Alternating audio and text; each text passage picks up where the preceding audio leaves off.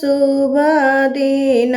मटिया कोड़ाई कैसे आइल शुभ दिन मटिया कोड़ाई कैसे आइल शुभ दिन मटिया अम्मा घरवा हइये नाही पापा घरवा हइये ना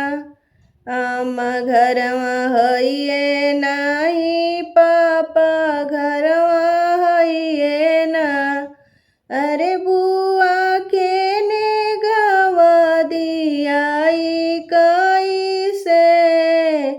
आइल शुभ दिन मटिया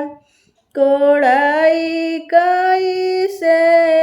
आइल शुभ दिन मटिया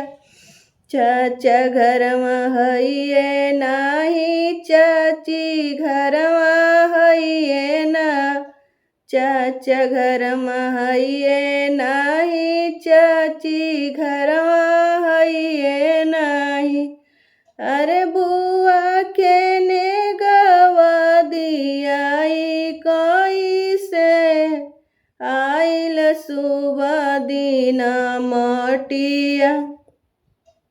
कोड़ाई कैसे आइल शुभ दिन मटिया भैया घरवा हइये नाही भाभी घरवा हइये नाही भैया घरवा हइये नाही भाभी घरवा हइये नाही अरे बुआ के ने गवा दियाई कैसे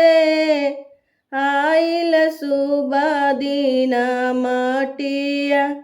कोड़ाई कैसे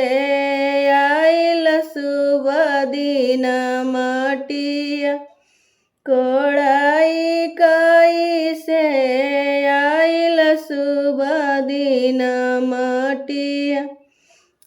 अरे बुआ के ने गवा दियाई कैसे आइल शुभ दिन मटिया कोड़ाई कैसे आइल शुभ दिन मटिया।